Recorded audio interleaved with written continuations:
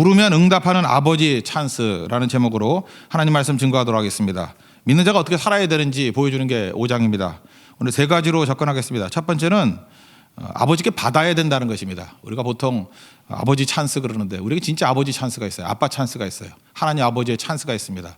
받아야 된다는 것입니다. 1절과 2절 읽겠습니다. 시작. 그러므로 사랑을 받는 자녀같이 너희는 하나님을 본받는 자가 되고 그리스도께서 너희를 사랑하신 것 같이 너희도 사랑 가운데서 행하라. 그는 우리를 위하여 자신을 버리사 향기로운 제물과 희생 제물로 하나님께 드리셨느니라. 그러니까 뭘 하기 이전에 우리는 받아야 된다는 것입니다. 여기 보니까 뭐라고 돼 있어요? 사랑을 받는 자녀. 받았다 그러잖아요. 우리는 아버지가 있습니다. 사랑을 받는 자녀. 먼저 받아야 된다는 것이야. 사랑 충만히 받아야 된다는 거예요. 2절에서는 너희를 하신 것 같이 그랬잖아요. 받으면은 이제 줄 수 있는 존재가 될 수 있다. 뭐 이렇게 전제하고 있습니다. 그러니까 예배가 뭡니까? 받고 또 받는 거. 아버지 찾는 게 뭡니까? 받고 또 받는 거예요. 받을 필요가 없는 사람이 누가 있겠습니까? 우리는 결핍의 존재인데 하나님께 받고 또 받는 거. 그게 꼭 필요하다는 것입니다. 그래서 믿음의 길이란 건 뭐냐면 받아서 사는 길이에요. 하나님께 공급받지 않고는 살 수 없는 길이라는 것입니다. 그래서 받는 걸 뭐라 그러죠? 내 힘으로 살지 아니하고 주가 주시는 힘으로 산다. 그러니까 받아서 산다. 뭐 그런 뜻이라는 것입니다. 우리가 받으면요 뭐든지 쉬워지고 어렵지 않습니다. 예를 들어서 지금 오늘 뭐 오신 성도 뭐 많지는 않은데 성도들에게 제가 이렇게 이름을 다 적어가지고 제가 전화를 일일이 걸어요. 이제 걸어서 1억을 달라. 1억을 주세요. 그럼 뭐 있지도 않겠지만 하여튼 1억을 달라고. 이제 몇 군데 전화 걸면 소문나겠죠. 이상한 교회 다 있다. 그죠? 이상한 목사 다 있다. 전화 안 받고 도망치는 사람이 있겠죠. 아니 대뜸 무슨 뭐 예수 믿는데 교회 다니는데 왜 1억씩 내라 그러느냐. 도망을 막 치지 않겠습니까? 사실 1억이 있더라도 내기 힘들죠. 그죠? 있지도 않겠지만. 그래서 진짜 힘든 일입니다. 그런데 내가 오늘 아침에 여러분들에게 하나씩 다 불러가지고 10억씩 줬어요. 이유도 없이 그냥 10억. 그리고 오늘 저녁에 제가 1억을 내 그러면 어렵습니까? 쉽습니까? 그것도 어려우면 날강도죠. 그죠? 10억씩 받았다니까요. 10억 받은 사람한테 1억 내라 그러면은 그 뭐가 힘들겠어요? 하나도 안 힘들죠. 이제 똑같은 거예요. 하나님께 받은 게 엄청난 사람들은요. 이렇게 외지인들이 딱 볼 때 저것도 1억씩 팍팍 내나? 10억 받은 사람이거든. 그걸 헌신이라 그래요. 헌신은 사실은 받은 거 일부거든요. 엄청 받았거든요. 그러면서 막 내면서도 눈물을 흘리는 거예요. 내는 게 아니거든요. 하나님 이게 은혜라 그러고. 그죠? 내가 무엇이 간데 이렇게 은혜로 부어 주셨습니까? 그래서 믿음 생활하는 건 먼저 받는 겁니다. 여러분들 이해하기 편하게 돈으로 얘기한 거지. 그것보다 더 엄청난 걸 받은 거거든요. 그러니까 10억을 받았어요. 1억 내기 쉽죠. 그러니까 이렇게 사역이 쉬워지는 거예요. 헌신이 쉬워지고 뭐든지 어렵지 않다라는 것입니다. 이거 뭐 다른 표현이 이런 거죠. 빌립보서 4장 13절 보니까 내게 능력 주시는 자 안에서 내가 모든 것을 할 수 있느니라.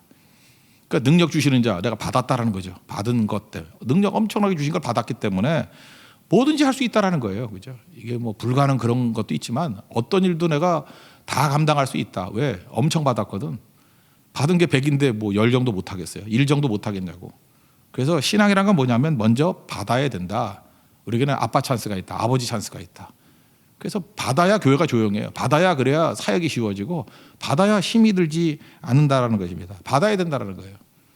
이거 사랑받지 못하면 사람이 존재 가치를 잘 못 느낍니다. 그 아베 피에르 얘기했죠. 그 프랑스에서 엠마 운동 이렇게 집 짓기 그 집 없는 사람 집 짓는 거 지어주는 거 뭐 헤비타트 운동의 효시 정도 되는 거예요. 근데 그 아베 피에르 앞에 어떤 낙심한 청년이 왔다 그러죠. 나 죽겠다고, 자살하겠다고. 그 유명한 얘기 아니야? 자살하겠다고. 그 자기 얘기 이제 쭉 하는데 푸념과 이제 절망의 하소연을 하는 거예요. 나 고아로 됐고 어렸을 때 태어나니까 고아더라고. 불우하고 뭐 얼마나 파란만장한 인생을 살았겠습니까? 뭐 죽어야 될 이유를 쭉 설명하더라는 거예요. 그러면 이제 뭘 예상했겠어요? 그러면 안 된다라고 하는 뭐 신앙 이야기나 덕담을 해줄 건데 이 아베 피에르가 대단한 사람이에요. 죽어야겠네. 그랬다는 거예요. 죽을 수밖에 없네. 어떻게 그러면서 지금까지 살아있냐? 나 같으면 옛날에 죽었다. 그러니까 이게 벙찐 거죠. 원래 사람이 이렇게 의외의 얘기를 좀 해야 돼요. 근데 기왕 죽을 거, 나 지금 집 짓는 사역하거든. 요 집 짓을 때 일꾼이 부족하지. 요것만 짓고 죽어라. 이거 짓고 꼭 죽어야 돼? 뭐 이유는 다 아시겠죠. 그 집 짓다가 하나님의 사랑을 발견하게 되고 또 자기의 존재 의미를 알게 되고 이 아베 피에르의 사랑, 하나님의 사랑 다 회복하게 됐다는 거예요. 그리고 사랑 주는 법도 배우고. 원래 그 뭐 이렇게 물 같은 게 캔에서 잘 안 나올 때 양쪽에 구멍 2개 뚫어주면 되는 거죠. 뭐부터 뭔지 모르지만 양쪽에 구멍이 뚫려야 그 압력 때문에 잘 나오잖아요. 그죠? 하나가 막혀 있기 때문에 그래요. 그러니까 베푸는 걸 먼저 하든지 하나님 받는 걸 먼저 하든지. 근데 중요한 건 뭐예요? 받으면은 흘려버릴 수 있다는 것입니다. 지금도 마찬가지예요. 많은 사람들이 이렇게 막혀 있는 인생들이 뭐냐면 그 하나님께 받는 거 못했기 때문에 그래요. 사랑받지 못한 사람들이 다 이렇게 절망에 빠져 있고 어려워지는 거 아닙니까? 그 순서가 반대죠. 이렇게 먼저 주는 것도 있고 또 엄청 받는 것도 있고 어쨌든 우리는 받아서 주는 존재라는 것입니다. 우리에게는 아빠 찬스가 있어요. 예배는 받아야 돼요. 그래서 교회는 은혜를 받아야 돼요. 축복을 받아야 돼요. 여러분 은혜 받음을 믿습니까? 축복 받음을 믿습니까? 이거 받아야 돼요. 하나님께 다 받고 가는 거예요. 받아야 여러분들 부작용이 없고 받아야 여러분들이 꼭 필요한 사람이 된다. 그런 능력이 있다는 것입니다. 우리에게는 구하면 주시는 아버지가 있잖아요. 아버지 있는 사람이 고와 같이 살아요. 어떤 성도님이 이렇게 찬송을 부르는데 막 찬송 부르다가 막 울더래. 눈물을 막 흘리면서 울더래. 337장인데 우리 내 모든 시험 무거운 짐을 뭐 주 예수 앞에 아래이면 또 뭐죠? 그다음에 근심에 쌓인 날 돌아보사 내 근심 모두 맡으시네. 뭐 이런 찬송이 있잖아요. 이거 찬송하면서 그 1절 계속 찬송하면서 눈물을 흘리더라는 거예요. 그걸 보더니만 야, 참 그 안 됐구나라고 하면서 위로해 줬대요. 얼마나 그 시험이 많은지 무거운 짐이 많은지 저렇게 눈물을 흘리면서 찬송하십니까? 그래서 내 모든 시험 무거운 짐을 이렇게 찬송 그게 듣는 사람에게 너무 안쓰러워 보이더라는 거예요. 근데 그 찬송하던 그 성도님이 그러더라는 거예요. 아니라고. 나는 내 모든 시험 무거운 짐 그것 때문에 눈물을 흘리는 게 아니라 주 예수 앞에 아래이면 이것 때문에 우는 거라고. 내가 부르짖을 수 있는 아버지가 있는 것이 너무 감사해서 주 예수 앞에 아래이면 아래면 다 응답해 주신다는 거예요. 우리 아버지가 계시기 때문에. 여러분 이 찬송 부를 때 어디서 웁니까? 내 모든 시험 무거운 짐을 거기서만 맨날 울지요. 아니에요. 우리에게는 아버지가 아빠 찬스가 있다니까요. 주 예수 앞에 아래이면 다 맡아주시고 응답해 주시는 아버지가 계시잖아요. 하나님 아버지가 계시잖아요. 주 예수님이 계시잖아요. 우리가 그런 존재라는 거예요. 그래서 우리가 제일 필요한 게 뭐죠? 아버지 찬스. 그죠? 받아야 된다는 것입니다. 구해서 하나님께 축복과 은혜를 받고 다 서 있으면 서게 된다. 제가 일본 사역 많이 하시는 분이 하는 뭐 얘기를 간접적으로 들은 적이 있습니다.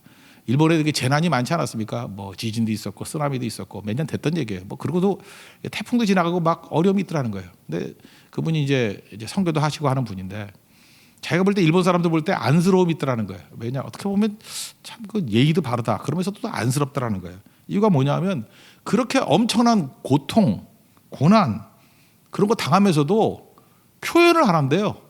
아픔을 토해내지도 못하고 통곡도 못하고 토해내지 못하는 그들. 그러니까 뭐 사회적 압박감 때문에 그러는지 모르겠는데 근데 그분은 그렇게 해석하더라고요. 부르짖을 아버지가 없기 때문에 그렇다고. 뭐 어디 구할 데가 없대요. 그러니까 꽉 막혀 있는 거죠. 사회는 답답하고. 그래서 그들에게 부르짖을 수 있는 아버지를 좀 알려주겠다고. 아버지하고 예수님하고 부르짖으면 응답해 주시잖아요. 그죠? 우리 항해자라는 찬양 보면 주나를 놓지 마소서. 우리 후렴 부를 때마다 그냥 목을 나서 부를 수 있잖아요. 주나를 놓지 말라고. 그죠? 날 포기하지 말라고. 그 일본 사람들한테 불러보게 하고 싶어요. 이거 못 부를 거예요. 그죠? 음이 높아서. 못 부를 거라고. 근데 우리는 노래도 안 올라가도 가성이라도 부르잖아요. 그죠? 여기서는 주나를 놓지 말라고. 어떤 사람이 이 찬양 뭐 20번 하고 난 다음에 목에서 피가 났다 그러던데 진짜 그래요. 그 가성으로 보세요. 가성으로. 날 포기하지 말라고. 우리는 부르짖는 아버지가 있다고요. 그래서 우리 어떻게 살아야 되느냐? 우리 아빠 찬스가 있습니다. 받는 종 되십시오. 구하면 주실 분이 계시잖아요. 많이 받아야죠. 받지 않으니까 자꾸만 이렇게 쪼들리고 피폐해지고 외마르고 인색해지고 그렇게 된다는 거예요. 10억 받으십시오. 그럼 1억이 쉬운 인생이 된다는 거예요. 이거는 모든 영역에 영과 육에 다 포함된다는 것입니다. 주께서 주신 것을 풍성히 받을 수 있는 믿음의 종 되기를 축원합니다. 그다음에 두 번째는 눈여겨볼 사람. 그러니까 내가 이렇게 본받을 사람들을 옆에 두고 있는 교제권이 있어야 된다는 거예요. 눈여겨볼 사람. 이게 되게 중요한 거죠. 이게 이제 3절부터 7절까지 내용인데 여기 나쁜 것들 쭉 나열하면서 너희 중에 이름조차 부르지 말라. 그러니까 교제권에 이런 게 없게 하라. 그런 뜻이겠죠. 그게 정도에 마땅한 바다. 그리고 오히려 감사의 말을 하라. 감사하는 사람들과 교제를 나누라. 그런 뜻이겠죠. 또 쭉 넘어가서 7절에 보니까 그들과 함께하는 자가 되지 말라. 교제권 조심해야 된다. 그죠? 좋은 교제권 안에 머물러야 된다. 믿음의 교제권 안에 머물러야 된다. 그런 얘기죠. 고린도후서 6장 14절 보니까 너희는 믿지 않는 자와 멍에를 함께 매지 말라. 그러니까 이렇게 같이는 살겠지만 운명 공동체가 되거나 또는 같은 배 타거나 그렇게 하지 말라는 거예요. 이거 뭐 결혼할 때 많이 인용하는데 결혼뿐만 아니에요. 모든 상황에서 믿지 않는 자와 멍에를 함께 매지 말라. 그러니까 교제권이 얼마나 중요한지 그런 거 말하고 있죠. 이 교제권에서 그런 것 같아요.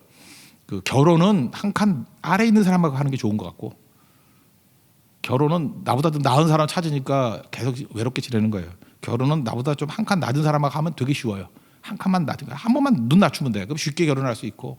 그렇지만 친구는요, 자기보다 한 칸 위에 있는 친구 사귀는 게 좋아요. 이기적이다 그래도 할 수 없어요. 나보다 한 칸 위. 그래야 좋은 교제권이 될 수 있다라는 것입니다. 오늘 그런 얘기예요. 좋은 교제권을 가져라. 그러니까 내가 이렇게 존경하고 눈여겨볼 만한 그런 사람이 있는 교제를 하라. 그런 뜻이죠. 우리 3절부터 7절까지 한번 쭉 읽어보겠습니다. 시작. 음행과 온갖 더러운 것과 탐욕은 너희 중에서 그 이름조차도 부르지 말라. 이는 성도에게 마땅한 바니라. 누추함과 어리석은 말이나 희롱의 말이 마땅치 아니하니 오직 감사하는 말을 하라. 너희도 정녕 이것을 알거니와 음행하는 자나 더러운 자나 탐하는 자 곧 우상 숭배자는 다 그리스도와 하나님의 나라에서 기업을 얻지 못하리니 누구든지 헛된 말로 너희를 속이지 못하게 하라. 이로 말미암아 하나님의 진노가 불순종의 아들들에게 임하나니 그러므로 그들과 함께하는 자가 되지 말라.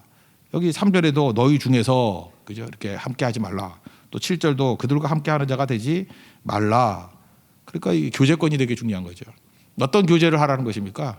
그 믿음이 있는 사람은 해석이 다르잖아요. 오늘도 아침에 야고보서 살폈지만 시험이 있을 때 해석을 잘하는 거예요. 해석 잘하는 게 뭐예요? 그게 지혜라고. 그러면 내 삶이 해석이 잘 되면은 하나님의 뜻 가운데 빛 가운데 해석이 되면은 고난이 아니잖아요. 고난 때문에 제일 장애가 뭐예요? 내가 장애네. 나다이. 나를 깨버리는 거죠. 한 알이 미리 땅에 떨어져 죽지 않으면 한 알 그대로 있고, 근데 하나님께 내가 스스로 잘 안 죽으니까 나를 깨버리는 거죠. 그래서 많은 열매를 맺게 만들려고 30배, 60배, 100배 열매를 맺게 만들려고. 그렇다 그러면 당장 내가 어렵다 할지라도 그렇게 해석이 된다 그러면 내가 못할 일을 하나님이 하시는군요. 이렇게 해석이 되니까 넘어갈 수 있는 거죠. 그래서 고난 중에도 기뻐하고 고난 중에도 감사할 수 있는 존재가 된다라는 것입니다. 그래서 감사하는 자가 된다는 건 뭐예요? 믿음이 있는 사람이에요. 믿음이 있는 사람만 감사할 수 있다라는 것입니다. 감사하면요, 그때부터 하나님이 일하시기 쉬워지니까 왕성하게 하나님이 일을 하시겠죠. 그래서 일이 풀리는 거예요. 저 그런 얘기도 들어봤어요. 저는 이게 이렇게 해야 된다. 이걸 100% 어떤 모델이라고 생각하지 않는데 어떤 암 환자 이야기 들어본 적이 있어요. 그 의사분이 예수 잘 믿는 분인가 봐요. 그래서 이렇게 얘기했대. 하루에 1000번씩 감사합니다 그러라고. 감사합니다. 그래서 나았다는 얘기예요. 따라하라는 얘기는 아니에요. 그러나 이 정신이 뭔지는 내가 이해하겠어요. 의도는 뭔지 알겠어요. 감사는 기적을 일으켜요. 여러분 인생도 마찬가지예요.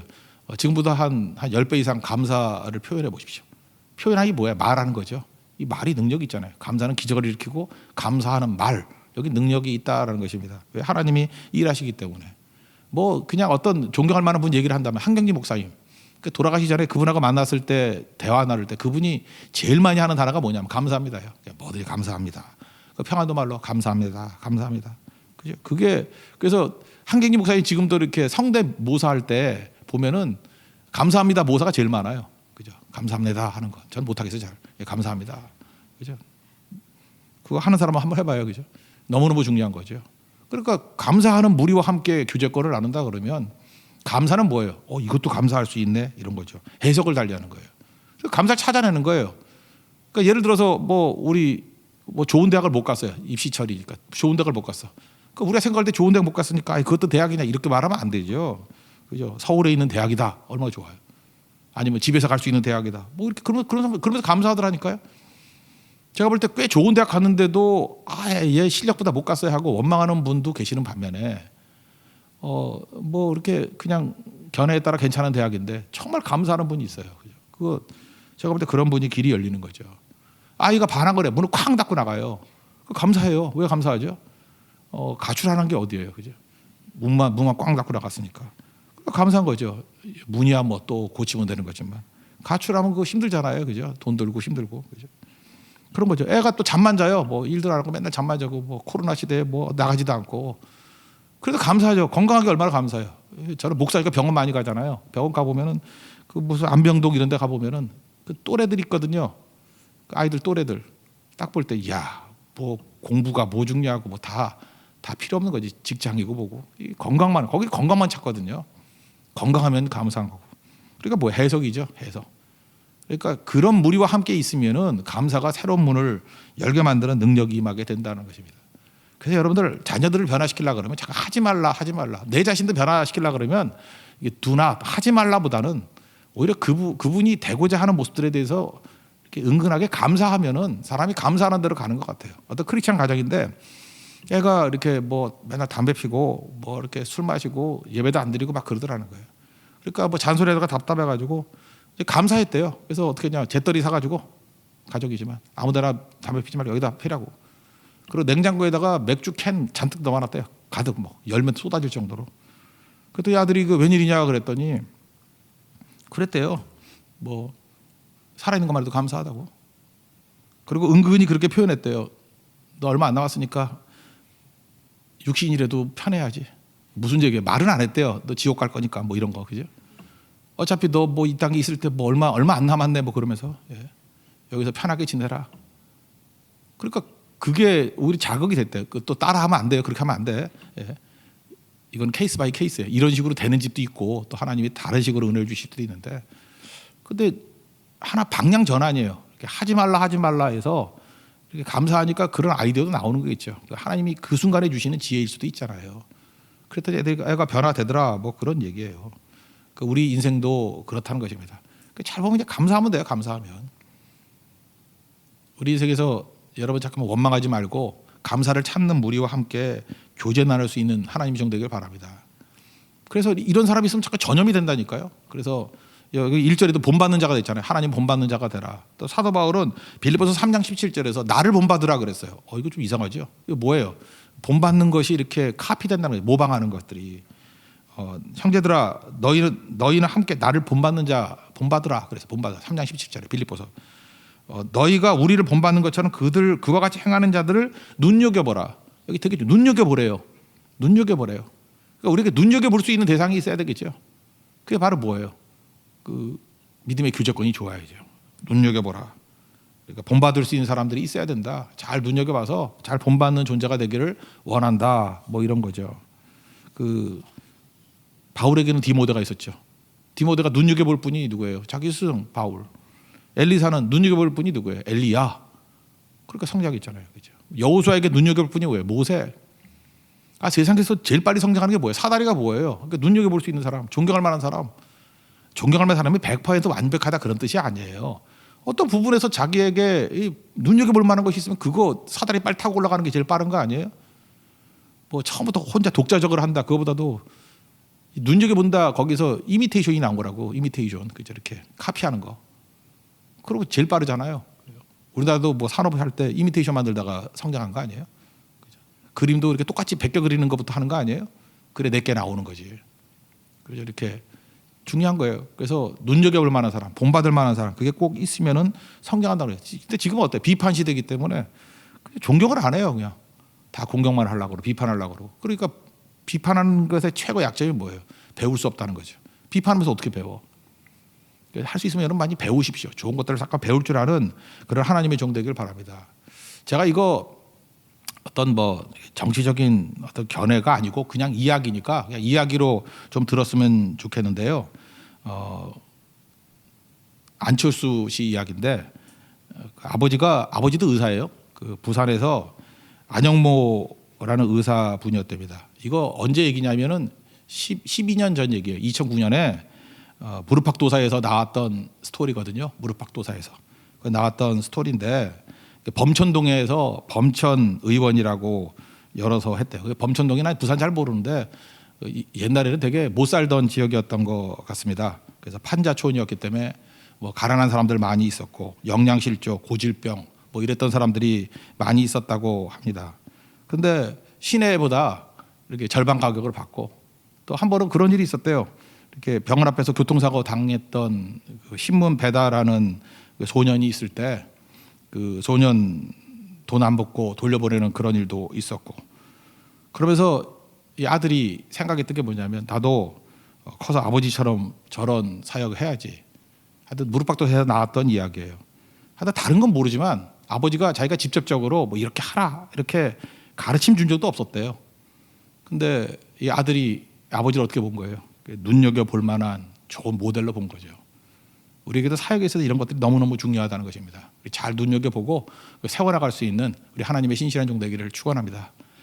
그 다음에 세 번째는 그 잠에서 깨라는 것입니다. 잠에서 깨라. 잠에서 깨면은 자고 있으면은 주님과 동행 못 하잖아요. 우리가 믿는 자니까 잠에서 깨가지고 주님과 동행하고 깨어 있으면 볼 거 아니에요. 주님이 보여주신 것을 보고 나가는 종이 되라. 그런 얘기입니다. 14절 마지막 절을 한번 다 같이 읽겠습니다. 시작. 그러므로 이르시기를 잠자는 자여 깨어서 죽은 자들 가운데서 일어나라. 그리스도께서 너에게 비추이시리라 하셨느니라. 여러분 겉으로 보면 잠자는 거나 죽은 거나 모습은 비슷하죠. 그러니까 뭐예요? 믿기는 믿었는데 믿으면 산 자잖아요. 살아있는 사람인데 죽은 자와 비슷하게 보이는 게 뭐예요? 잠자는 거라는 거예요.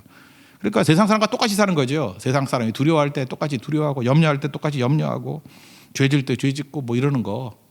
그러니까 잠자는 자여 일어나라는 거. 깨어서 일어나는 거예요. 11절과 12절 한번 읽어보겠습니다. 시작. 너희는 열매 없는 어둠의 일에 참여하지 말고 도리어 책망하라. 그들이 은밀히 행하는 것들은 말하기도 부끄러운 것들이라. 이런 말씀 들으면 찔리죠. 우리도 믿는 자인데 이게 세상하고 똑같네 이런 거. 이런 말씀 읽으면서 찔릴 때 특징이 뭐예요? 그 찔린다는 건 아직 죽지 않았다는 거죠. 살아있다라는 거죠. 예, 그게 되게 중요한 거죠. 살아있다. 그런 겁니다. 그러니까 잠자는 자는 잠자는 자기 때문에 이런 거 듣고 이렇게 깨우침이 있다라는 것입니다. 그게 되게 중요하다는 거예요. 그래서 빨리 일어나면 어떤 일이 벌어지느냐? 예수님과 동행할 수 있다는 것입니다. 빛 대신 예수님과. 빛이 임하면 예수님과 동행하면은 억지로 죄를 안 짓는 게 아니라 이 죄 짓는 것에서 이길 수 있는 모습이 된다는 것입니다. 13절 한번 읽겠습니다. 시작. 그러나 책망을 받는 모든 것은 빛으로 말미암아 드러나나니 드러나는 것마다 빛이니라. 여러분 사람이 옆에 있다 할지라도 사람들이 볼 때 죄 짓기 힘들죠. 안 그렇습니까? 뭐 누가 이렇게 보고 있으면은 뭐 침 뱉기도 힘들고 뭐 쓰레기 막 버리기도 힘들잖아요. 그러니까 누가 보고 있으면은. 근데 하나님이 보고 계시면 어떻게 범죄할 수 있겠습니까? 주님과 동행한다는 것. 그래서 우리가 죄로부터 자유로운 거예요. 동행이 그래서 중요한 것입니다. 요셉이 그랬죠. 그 아줌마가 유혹하니까 뭐라 그래요? 창세기 39장에 보니까 9절쯤에 내가 어찌 하나님 앞에 득죄하리요.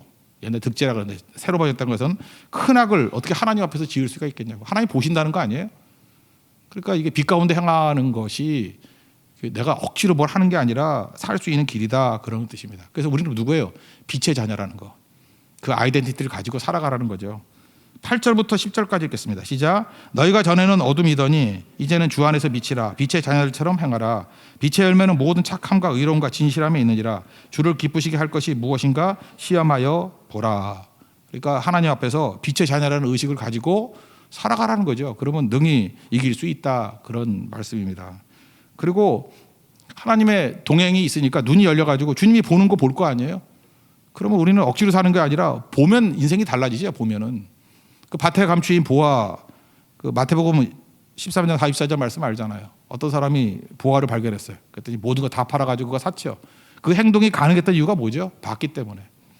우리가 잠자는 자에서 깨어나기만 하면요, 세상 사람들과는 전혀 다른 행동하게 됩니다. 왜 그렇습니까? 주님이 동행하기 때문에 죄는 멀리하고, 그 다음에 그의 적극적인 행동은 본 곳 보고 행동한다. 본 거. 그래서 본 게 있어야 됩니다. 여러분 신앙이라는 게 본 게 없으면은 정말 힘든 거예요. 우리 불교하고 다릅니다. 불교에서는 뭐 법정 스님이 무소유 그러고 금욕 그러고, 우리 기독교는 무소유, 금욕 그런 거 아니에요. 뭐 내 욕심만 없애고 이렇게 억제하고 그런 게 아니고, 우리 비전이에요, 꿈이에요, 약속이에요. 본곳 향해 나가는 겁니다. 언제 아브라함이 뭐 하지 말자 뭐 그런 게 있었어요? 본골 향해서 하나님 맨날 보여주잖아요. 그죠? 말씀을 들려주시고 보여주잖아요. 뭐 티끌이 있을 때 티끌보다 더 많다. 하늘에 별을 보여주면서 별보다 네 자손이 더 많을 것이다. 그죠? 네가 복의 근원이 될 것이다. 너를 축복하는 자에게 축복이 되고 저주하는 자에게 저주하게 될 것이다. 약속 주시잖아요. 약속. 본 거죠.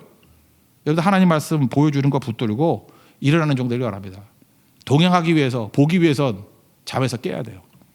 잠에서 깨어나서 일어설 수 있는 우리 하나님의 신실한 종 되기를 축원합니다. 오늘 정량은 뭐예요? 잘 사는 길. 오늘 14절까지 내용에서는 받아야 된다는 거예요. 하나님께 많이 받아야 10억 받으면 1억 주는 거 쉽다는 거예요. 잘 받고 사는 인생 되십시오. 아버지께 아빠 찬스를 이용해서 받는 존재. 그다음에 눈여겨볼 수 있는 사람. 그저 그거 바라보고 그저 그런 교제권 안에 있으라는 거예요. 좋은 것들 바라보고 감사하는 무리들과 함께 있으라. 그리고 잠에서 깨라는 것입니다. 그럼 동행이 가능하고 볼 수 있게 된다는 것입니다. 보고 사십시오. 잘 때는 눈 감으니까 안 보이죠. 깨야 보인다는 거예요. 깨야 동행할 수 있다는 것입니다.